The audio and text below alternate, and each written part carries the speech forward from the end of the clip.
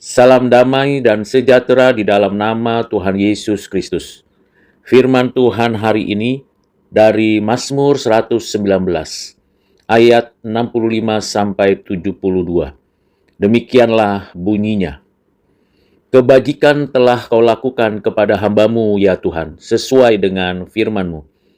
Ajarkanlah kepadaku kebijaksanaan dan pengetahuan yang baik, sebab aku percaya kepada perintah-perintah-Mu.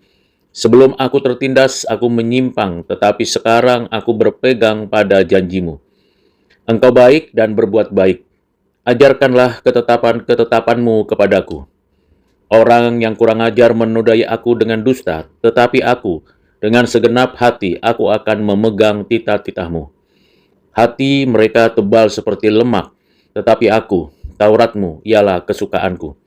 Bahwa aku tertindas itu baik bagiku, supaya aku belajar ketetapan-ketetapan-Mu. Taurat yang kau sampaikan adalah baik bagiku, lebih daripada ribuan keping emas dan perak. Demikianlah firman Tuhan. Berbahagialah kita yang mengerti firman Tuhan ini dan melaksanakan kehendak Tuhan dalam hidup kita. Pemazmur membuka bagian ayat ini dengan pengakuan syukur atas kebaikan Tuhan. Engkau telah berbuat baik kepada hamba-Mu, ya Tuhan, sesuai dengan firman-Mu. Secara biblika, ayat ini menegaskan hubungan perjanjian antara Allah dan umat-Nya. Kebaikan Tuhan bukanlah perasaan subjektif, tetapi perbuatan nyata yang sesuai dengan janji firman-Nya. Pemazmur menyadari bahwa pengalaman hidupnya merupakan cerminan kesetiaan Allah terhadap janjinya.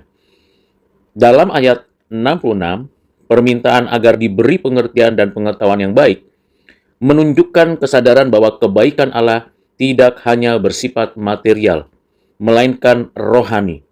Hikmat untuk menilai dengan benar jalan hidup yang sesuai dengan kehendak Allah. Dengan demikian ayat 65 dan 66 merupakan wujud dari doa kepada Tuhan sekaligus menunjukkan kesetiaan Tuhan atas umat-Nya. Di dalam bagian ini, Matthew Henry mengungkapkan penderitaan bukanlah tanda penolakan Allah, melainkan cara Allah mendidik anak-anak-Nya.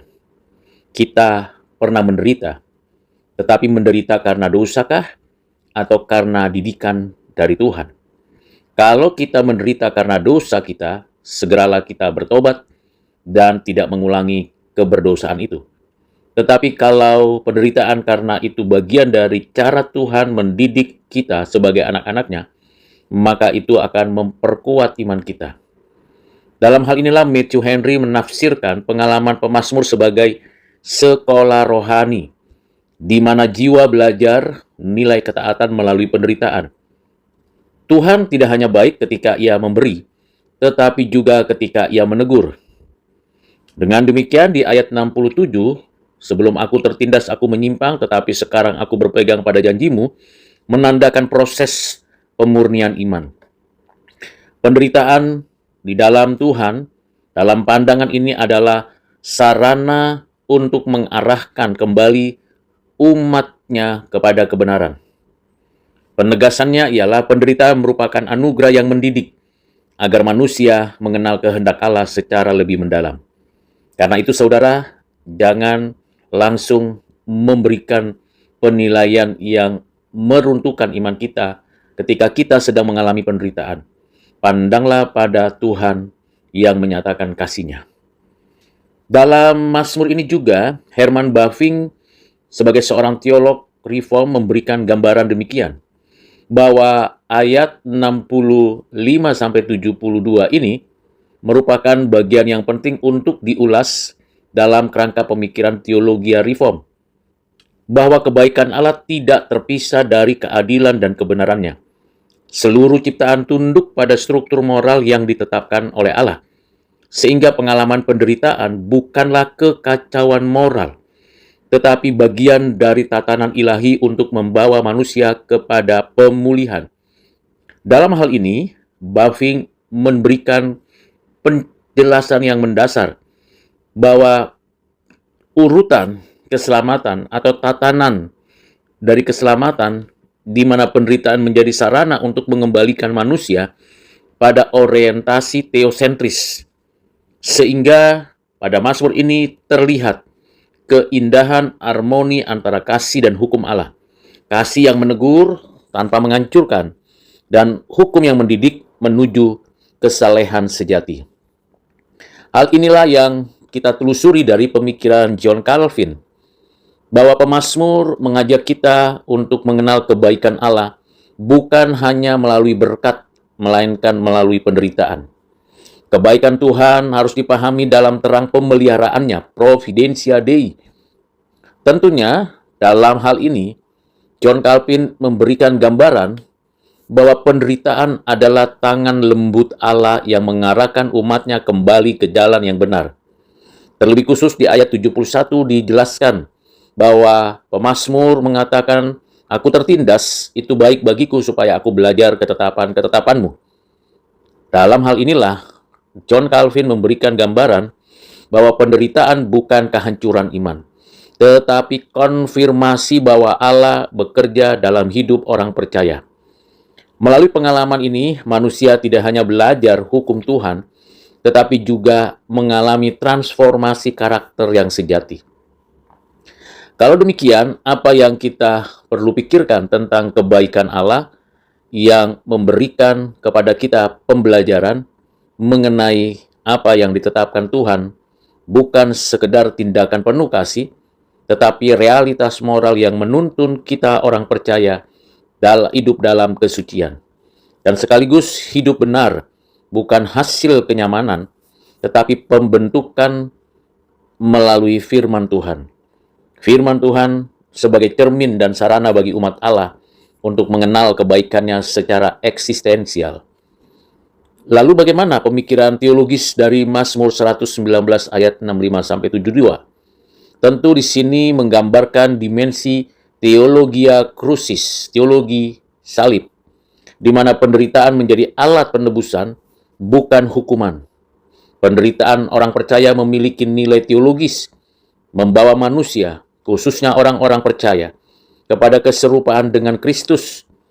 Penderitaan itu memurnikan iman, dan tentu sebagai pendidikan rohani.